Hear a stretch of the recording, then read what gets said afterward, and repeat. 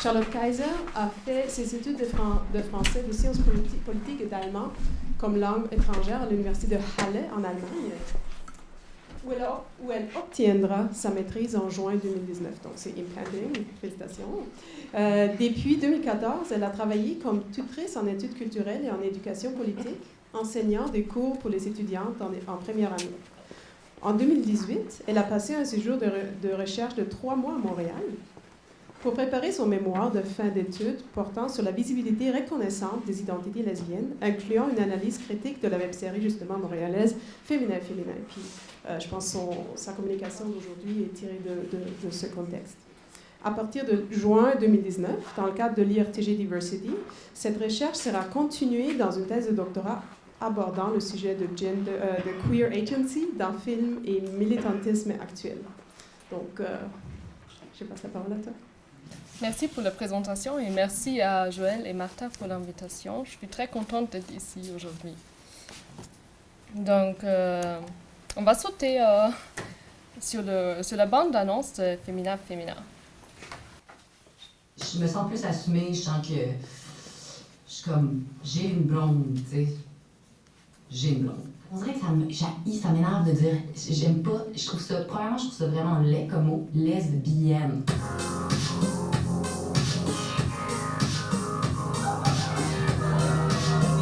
C'est fun quand même que vous fassiez encore des sleepovers comme ça en girls. En boys, on peut comme pas vraiment faire ça.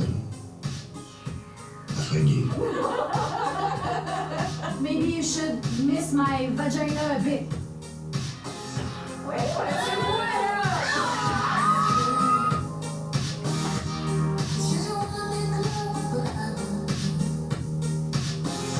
Une troisième personne dans notre couple, c'est quand même dangereux.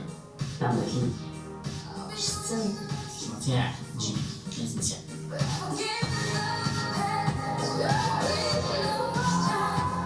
J'avais dit je m'en crisse de ce que le monde pense, je m'en crisse que tu es. Mais pas moi, je suis plus capable de m'en crisse.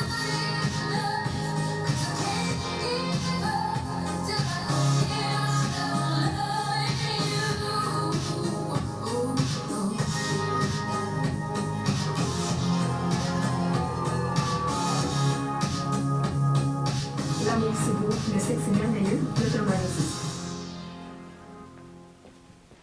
Donc, Chloé Robichaud, la réalisatrice de la web-série Féminin, dont on a vu la bande-annonce de la 2e saison, d'habitude dans les interviews concernant son œuvre, souligne son intention encourageante. Par exemple, dans un article du magazine en ligne Télérama, elle constate, je cite, « Il me semble important de montrer le quotidien des lesbiennes de façon positive.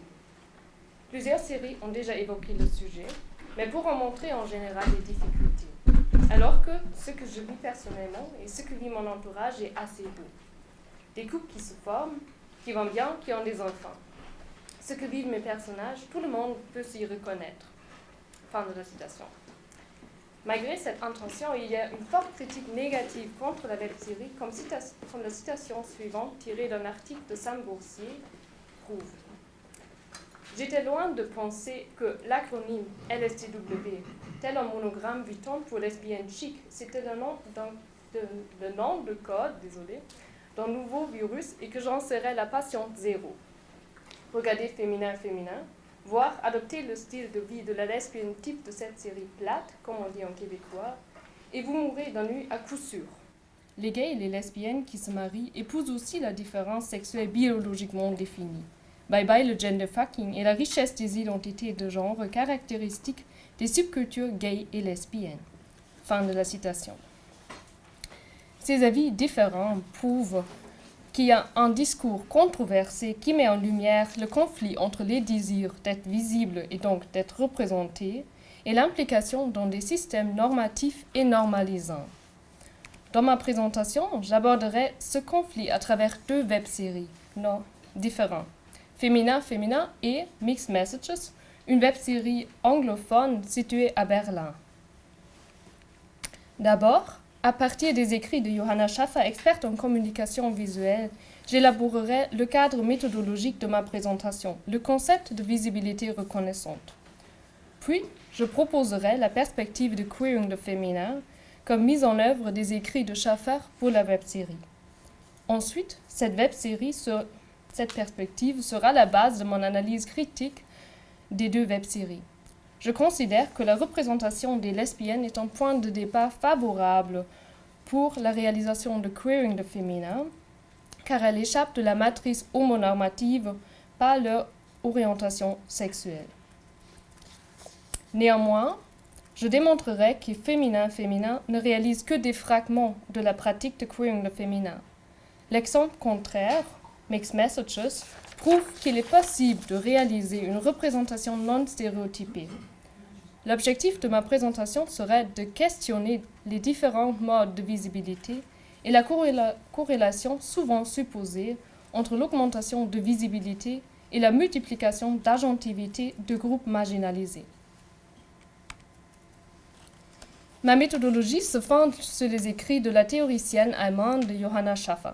Partant de l'histoire de l'art et des études de communication visuelle, elle développe une théorie de visibilité qui s'applique pour les contextes d'art visuel, notamment la photographie et le film.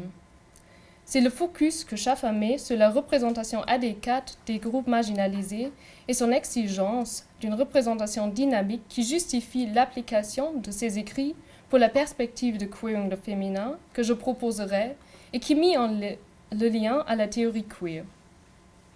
Comme point de départ, elle critique la perspective répandue qui définit la visibilité comme objectif de l'engagement politique de minorité. Donc, elle vise à défaire l'idée d'un rapport proportionnel entre visibilité et pouvoir pour repenser le terme de visibilité sur un niveau analytique. Elle constate que la visibilité n'implique pas nécessairement une position de pouvoir ni une amélioration de la situation de groupes marginalisés, mais au contraire sert souvent à la stabilisation de la norme. Dans sa pensée interdisciplinaire, Schaffer distingue trois modes de visibilité. L'hypervisibilité, concept déjà existant que je vais sauter en faveur des deux autres, la visibilité reconnaissante et la reconnaissance au conditionnel. C'est seulement le deuxième mode, la visibilité reconnaissante, qui, selon Schaffer, réalise une représentation adéquate. C'est l'idéal qu'elle développe par défaut en le distinguant de l'hypervisibilité et de la reconnaissance au conditionnel. De ce fait, la visibilité reconnaissante devient difficile à opérationnaliser, mais je considère ce caractère indéterminé comme élément queer dans son concept. La visibilité reconnaissante est définie comme manière dynamique de représentation qui inclut le rejet de l'idée d'une identité unidimensionnelle et stable. Ainsi, elle demande la représentation d'une négociation continue de normes qui n'équivaut pas à l'affirmation des images positives, mais décrit une manière de représentation mettant en cause l'ordre hégémonique. L'idée de ce concept, appliqué en particulier pour les identités lesbiennes, est de représenter des femmes queer d'une manière reconnaissante. Dans la perspective de queering le féminin, je propose un lien de la visibilité reconnaissante à la théorie queer afin de défaire la représentation stéréotypée. Pour la définition des lesbiennes, je trouve mon point de départ chez Monique Wittig et sa célèbre phrase « Les lesbiennes ne sont pas des femmes ». Néanmoins, il me paraît évident que cette définition risque de constituer une troisième catégorie de genre et ainsi de s'inscrire dans une tradition essentialiste que je vise à défaire. C'est pour cela que je préfère une définition au sens large, considérant comme queer toute féminité qui rompt avec la matrice hétéronormative sans la reproduire simplement de manière homonormative. De plus, cette définition inclut toutes les féminités qui s'opposent à d'autres normes sociales dans une perspective intersectionnelle. Je considère queering le féminin comme acte performatif dans l'intention politique et de défaire la construction socioculturelle du genre féminin. Selon Munoz, dans l'idée d'une désidentification, queering le féminin n'est pourtant pas une opposition radicale à la féminité. C'est plutôt la conscience de la propre implication dans les structures hégémoniques et donc la négociation des positions dans, aux marges et à l'extérieur de l'hétéronormativité. La dimension politique de queering le féminin n'implique pas seulement le rejet de l'hétéronormativité, mais aussi de l'homonormativité, considérée comme reproduction du système hégémonique. Une représentation homonormative devrait cependant être catégorisée comme reconnaissance au conditionnel, le troisième mode de visibilité selon Schaffer.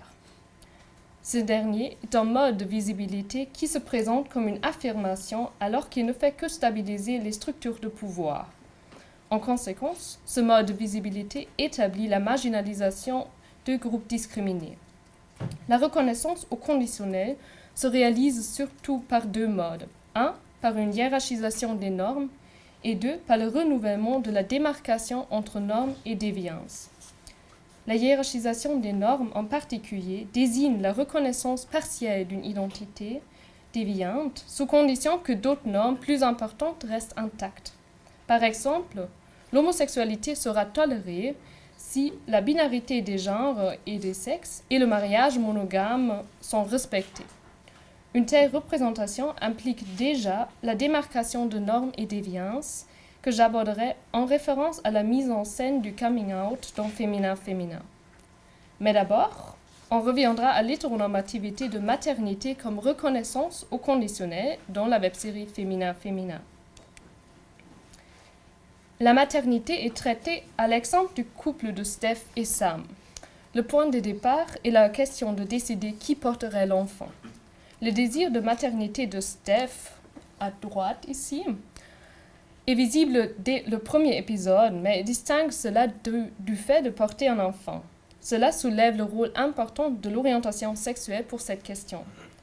Néanmoins, confronté au fait que Sam ne puisse pas porter l'enfant à cause d'une maladie, Steph repense à la possibilité de devenir mère biologique dans deux phases.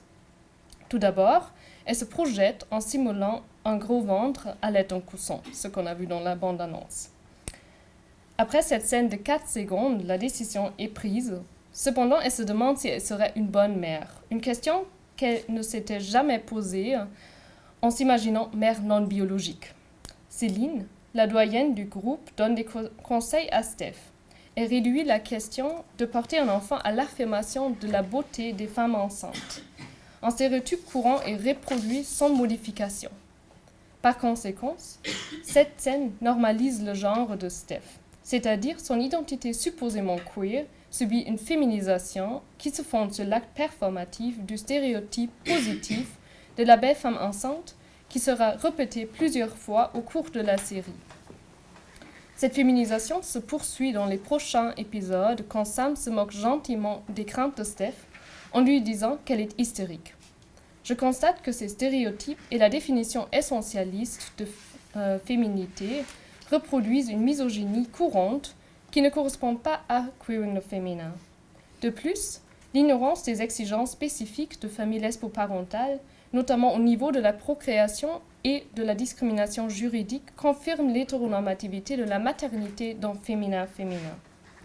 Ainsi, la maternité telle que représentée est vue comme une reconnaissance au conditionnel qui stabilise l'hétéronormativité par la reproduction de ces codes. Le deuxième exemple de mon analyse est la représentation du coming out déjà mentionné. Dans Féminin, on devient témoin de plusieurs histoires de coming out très différentes. Premièrement, on assiste à un développement classique coming of age de Noémie que je laisserai de côté. Le deuxième cas, c'est Alex qui découvre et vit ouvertement son désir pour Anne, mais refuse de faire un coming out. En général, la représentation du coming out dans le film est souvent la mise en scène d'un processus de recherche d'identité, marqué d'incertitude et de crise, et à la fin comme happy end, l'affirmation de l'identité gay, lesbienne, transsexuelle ou éventuellement transgenre. En particulier, le happy end et les images positives stéréotypées rendent la critique d'un film coming out difficile, car il est perçu comme représentation positive ou même comme outil d'encouragement. Il faut cependant nuancer que sortir du placard renforce l'idée d'une identité stable. Ainsi, l'acte du coming out sert à démarquer la norme de la déviance, même si la pluralité d'identités est tolérée. La démarcation, à son tour, stabilise l'hétéronormativité et peut être considérée comme exempte d'une reconnaissance au conditionnel aussi. Dans une séquence d'interview avec la réalisatrice Chloé Robichaud, cette dernière évoque plusieurs fois, en réaction au rejet d'Alex d'être mise dans une boîte, qu'elle attendrait le coming out la prochaine fois. Cependant, Alex met en cause le sens d'une définition, les catégories et le fait que, je cite, « c'est nécessairement comme ça que ça fonctionne dans la vie ». Fin de la citation. Elle vit ouvertement un couple mais sans se catégoriser et ainsi elle rend la démarcation entre son identité supposée comme déviante et la normalité impossible. Par conséquent, Alex réalise une désidentification de l'hétéronormativité car elle évite sa stabilisation par une déviance supposée dans son identité. De plus, pendant toute la web-série, Anne et Alex sont le seul couple qui s'interroge sur des modèles non monogames de relations. Le personnage d'Alex démontre qu'il y a quand même des fragments d'une visibilité reconnaissante dans féminin-féminin. Cette conclusion n'est pourtant pas valide pour la représentation de l'intersectionnalité. La web-série se construit autour des images de femmes féminines blanches de classe aisée qui profitent d'une vie facile sans précarité. C'est l'univers parallèle du Myland, du Mylex et du plateau, nettoyé de tout élément troublant. La représentation non intersectionnelle cause au moins 2 effets à critiquer. D'abord, elle crée une image aseptisée d'une lesbienne assimilationniste et donc catégorisable selon les codes de l'hétérosexualité. En même temps, cela évoque une hiérarchisation des normes, par exemple la binarité des genres dominant l'orientation sexuelle. En second lieu, l'hypervisibilité de ce type de lesbienne entraîne de nouvelles exclusions par rapport à la diversité réelle de femmes queer qui ne sont pas prises en considération. Par exemple, des butch ou des personnes racisées, disabled ou défavorisées pour d'autres raisons. Pourtant, je ne veux pas vous laisser sans espoir. Et donc, comme dernier exemple, je vous montrerai qu'il est possible de réaliser une visibilité reconnaissante et de mettre en pratique queering le féminin.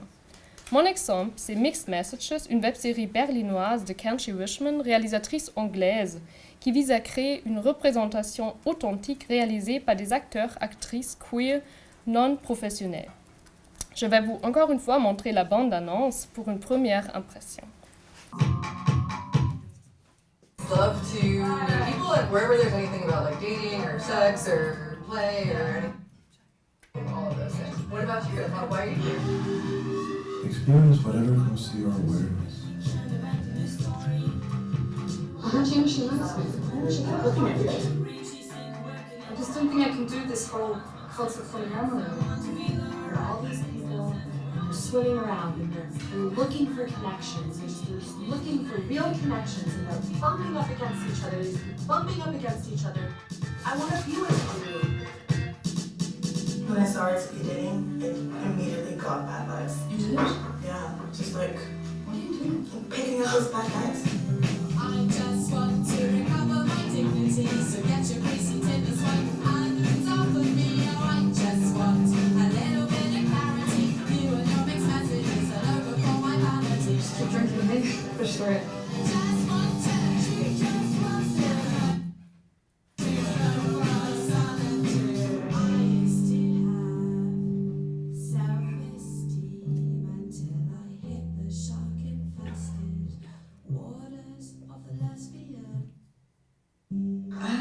Do you have anything vegan? Yeah, I'm vegan too, so.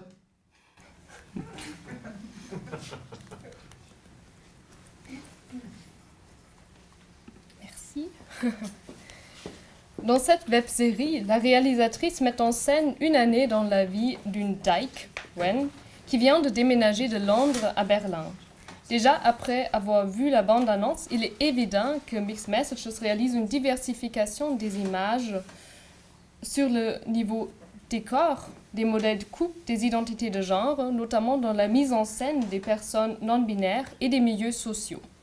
En plus, l'hybridité culturelle d'une série anglophone située à Berlin n'est pas réalisée à travers la constitution d'un univers parallèle qui se trouve dans féminin-féminin, mais l'hybridité est à la base de contacts et donc de divers conflits. Ainsi, une simple reproduction de normes devient impossible. Pourtant, les spectateurs-spectatrices deviennent témoins de négociations en continu. Ouais. Je considère la fragmentation des normes et l'ambiance conflictuelle sans aucune médiation pédagogique comme réalisation de queering le féminin dans cette web-série. Petite conclusion. Dans ma présentation, j'ai montré qu'il n'y a pas de rapport congruent entre la visibilité et le positionnement dans les structures de pouvoir des groupes marginalisés. À l'exemple de féminin, j'ai démontré que l'autoreprésentation n'est pas un garant pour une représentation adéquate. Au contraire, je constate qu'il est possible d'affirmer la propre marginalisation dans des images positives qui causent une reconnaissance au conditionnel. À l'exemple contraire, Mixed Messages, j'ai démontré qu'une visibilité reconnaissante d'identité queer est faisable. Afin de réaliser une telle représentation adéquate, il paraît nécessaire de diversifier les images de désidentification, de mettre en scène la fragmentation des normes et de représentation des identités non stéréotypées. Cette diversification devrait suivre une logique intersectionnelle, comme réalisée dans Mixed Messages sur le niveau culturel, social et pour les identités de genre. Merci beaucoup. Merci, c'était vraiment passionnant et très convaincant comme exposé. J'ai un commentaire et une question. Alors le commentaire, il est en défense de Monique Wittig, parce que vous avez dit que sa proposition était essentialiste, or moi je pense qu'elle peut se rapprocher de la désidentification. Parce que quand Wittig dit les lesbiennes ne sont pas des femmes, c'est quand même avec l'idée que la catégorie femme, que le concept de femme, il n'a de sens que dans l'économie politique du patriarcat, et que les deux classes de sexe, la classe des hommes, la classe des femmes, devraient être abolies. C'est quand même le projet du féminisme matérialiste. Donc, je ne suis pas sûr que ce soit complètement essentialiste. Enfin voilà, donc voilà, je pense qu'il y a quelque chose à tisser avec la désidentification.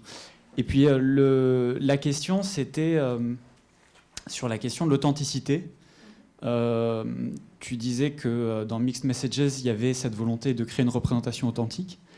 Est-ce qu'on retombe là, pas ici dans un écueil, alors qui est peut-être un peu parallèle à celui de l'image positive, mais est-ce que quand on court après l'authenticité, on risque pas toujours de se prendre un mur? C'est-à-dire il y aura toujours une représentation plus authentique, où il y aura toujours, évidemment, celui ou celle qui dira « bah non, c'est pas ma vie, enfin, donc non, c'est pas authentique ».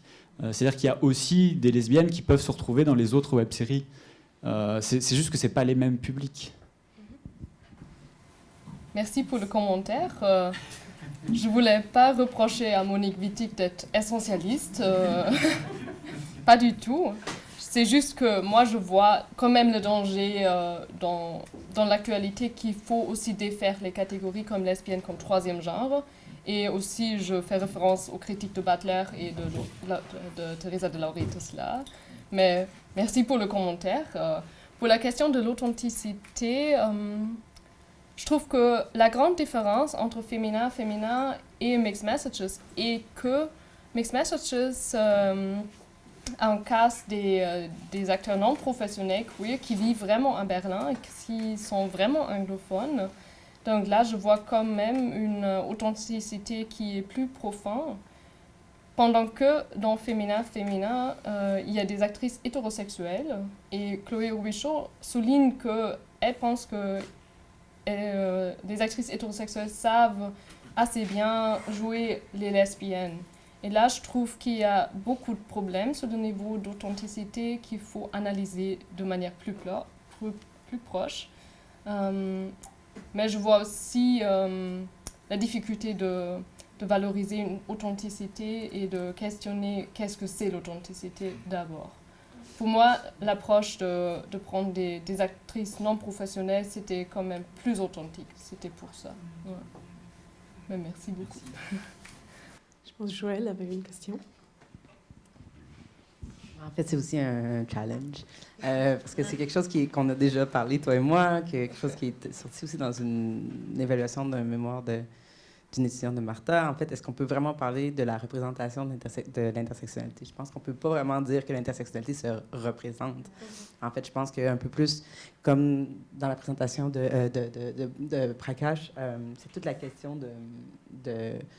de complexité, en fait, et de sortir des représentations hégémoniques. Et là, j'ai l'impression que dans le contexte de féminin-féminin, l'identité lesbienne devient un outil d'une représentation hégémonique blanche, aisée, able-bodied, correspondant à des normes de féminité, etc., etc. Et donc, c'est pas tant une représentation de l'intersectionnalité peut-être une complexification des représentations ou une diversification, oui, mais en profondeur, tu sais, pour pas juste avoir justement cette liste de tokens. Ouais. Avoir genre... Parce que, en fait, c'est un peu ça. Moi, j'avais rencontré Chloé Robichaud entre son premier épisode de la saison 1, pendant le développement de la saison 1. Puis j'avais dit, genre, ouais, c'est un peu blanc, hein? Puis ça me dit, ben là, laissez-moi le temps. Puis finalement, elle a développé un personnage noir qui a le cancer puis qui disparaît pendant 6 épisodes, tu sais. Puis c'est comme, ouais, wouhou! OK, enfin. Donc, bref, ma question, c'est plus genre, comment est-ce qu'on pourrait trouver, ou est-ce que Féminin ne reproduit pas un peu les problématiques que Orange is the New Black reproduisent, ou que finalement, on devient, encore une fois, la perspective critique, ou non, la lecture queer possible est dans le, comment tu as dit hier, in the eye of the beholder, donc dans les yeux de celui ou celle qui regarde, qui va pouvoir y lire quelque chose, au contraire de dans ce qui est représenté comme tel. Ben, je suis d'accord que Féminin reproduit de divers problèmes, et aussi que c'est une représentation très hégémonique. Et je pense qu'un outil pour rendre la représentation hégémonique d'un féminin, c'est de catégoriser les identités et de stéréotyper les identités, de les nommer aussi. Et je pense qu'on peut diversifier les images pour avoir une approche intersectionnelle à la représentation. C'est pas qu'on représente l'intersectionnalité, bien sûr, mais c'est une approche. Et là, je pense un outil sera de ne pas nommer les identités, et ça, c'est réalisé dans Mixed Messages. Là, on ne sait rien. Il n'y a pas de coming out, il n'y a pas des personnes qui disent « moi, je suis ça » ou « je suis ça », mais on voit juste les gens agir, et comme ça, on peut deviner, on peut se questionner comme spectateur, spectatrice, mais ouais, il n'y a pas des normes qui sont manifestées dans ça. Ouais. Une dernière question, je pense. Meilleur pour la fin. Non, je voudrais revenir un peu, enfin rebondir, si je peux dire, sur les propos de Maxime, de Joël. Entre autres, les propos de Maxime lors de notre intervention, quand tu parlais du film que tu as vu quand tu avais 11 ans et tout. Ça m'a interpellé aussi par rapport à ces problèmes de représentation qu'on a tendance à ne pas problématiser, ou ce mot représentation qui n'est pas toujours très théorisé, ou qui est terrorisant pour moi, en fait, parfois, même si je travaille énormément sur la représentation des gays dans le cinéma français. Je trouve qu'on a souvent tendance à chercher la bonne ou la parfaite représentation, comme c'était le sacré Graal, en fait. Alors que, comme s'il fallait absolument qu'il y ait un effet de miroir parfait entre une œuvre culturelle qui dépend fortement du filtre, de la subjectivité et des créateurs et du spectateur, et nous-mêmes, qui sommes nous-mêmes changeants, hein, en fait. On ne va pas regarder le même film selon la journée, l'état de fatigue, les conditions de projection, etc. etc. Et je voudrais partager un petit truc personnel. Encore une fois, je parlais de moi. L'une des plus belles expériences que j'ai eues en tant que spectateur en regardant un film à thématique queer, pour dire ça très rapidement, c'est un film c'était il y a 20 ans, quand j'étais jeune, et c'était un film qui avait absolument rien à voir avec ma vie personnelle. C'est Drôle de Félix, que les Français dans la salle connaissent sans doute. Drôle de Félix de Jacques Martineau et Livio Ducastel. Le film n'a absolument rien à voir avec ma vie. Absolument rien. Il y a juste une petite section du film qui se passe dans ma région, en Auvergne, et c'est tout. L'histoire est complètement différente, le personnage n'a absolument aucun point commun avec moi, et c'était l'une des dernières fois de ma vie, hein, qu'il y avait une adéquation entre le regard des cinéastes ou leur affect et le mien. Est-ce que c'est pas ça, justement, la représentation ? La représentation, est-ce qu'elle ne devrait pas aller au-delà de l'image ? comment dire, de la représentation, la mise en scène d'un image, un corps sexué, d'un corps qu'on va reconnaître de telle ou telle façon, ou qu'on va genrer de telle ou telle façon. Est-ce que c'est ça la représentation adéquate ? Est-ce qu'on ne peut pas retrouver une représentation adéquate ou s'identifier peut-être par rapport à une situation plus vague ou par rapport à un affect, comme j'ai essayé de l'argumenter, moi, plus ou moins à ma façon avant-hier? Est-ce que cette représentation ne devrait pas dépasser justement la représentation de corps qui sont censés définir une communauté d'une façon ou d'une autre? Donc c'est une question très large, mais bon, voilà. Merci.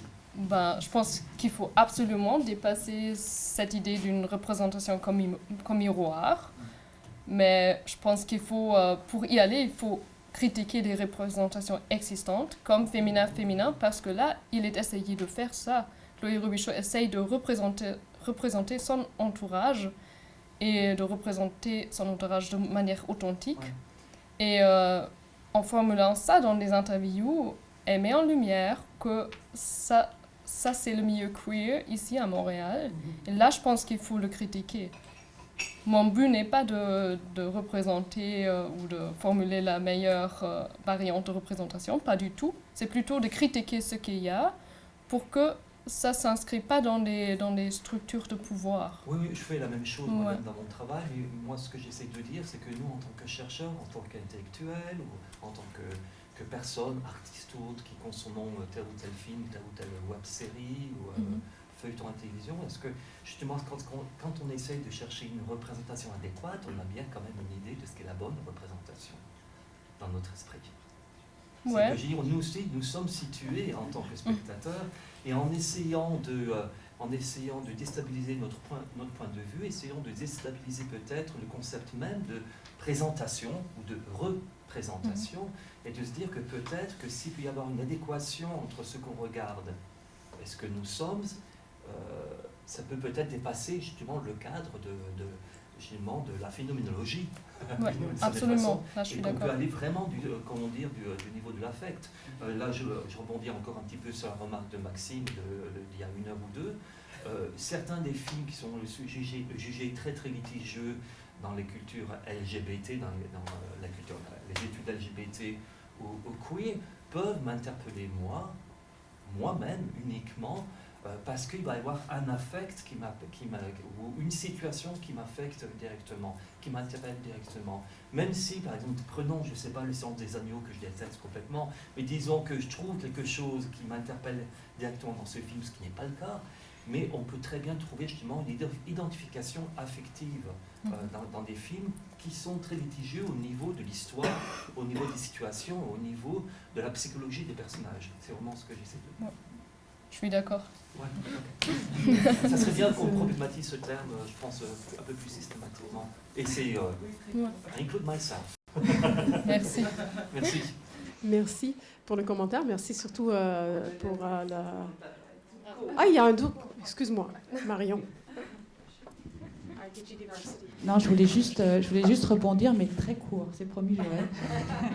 Sur cette question-là, je pense qu'effectivement, sa critique de la représentation peut simplement nous faire dire que, effectivement, Chloé Robichaud a été authentique dans sa manière de représenter son entourage, mais que, effectivement, par rapport à cette question d'aller au-delà de la représentation, peut-être que c'est la manière dont elle a positionné son spectateur. Si elle positionne son spectateur en lui disant « je te mets à témoin que je suis en train de représenter le milieu », là, effectivement, on peut se sentir floué en tant que spectateur, parce qu'à travers tous ces coming out, etc., on nous interpelle comme instance de reconnaissance.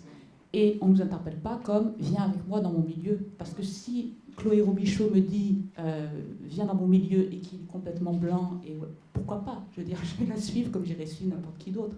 Mais si elle me dit « reconnais que ce que je suis en train de faire, c'est représentatif », à ce moment-là, effectivement, il y a un problème. Comme dans votre deuxième exemple, je pense que ce que vous avez dit est extraordinaire quand vous dites, en fait, on est avec eux.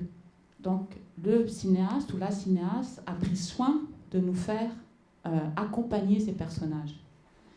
Et effectivement, à ce moment-là, la question de savoir si c'est des vrais acteurs ou pas, etc., devient essentielle parce qu'on se pose cette question-là en termes d'accompagnants et non pas d'instance de reconnaissance d'une identité. Donc ça, au-delà de la représentation, il y a aussi cette manière de construire le spectateur finalement par rapport à ce que le film propose. Donc effectivement, moi je n'aurais rien contre à aller regarder un film non intersectionnel. Si on me positionne comme ça, si on me prend par la main en me disant je te fais découvrir ça. Après je pourrais toujours me retirer en me disant c'est pas le milieu que j'ai envie de vivre. Mais il n'y aurait pas un problème à ce moment-là. Mais c'est vrai que c'est la position du spectateur que vous l'avez très bien souligné quand vous avez opposé justement cette question d'accompagner ou d'être témoin. Merci. Donc, merci encore à Charlotte Lecase pour la présentation.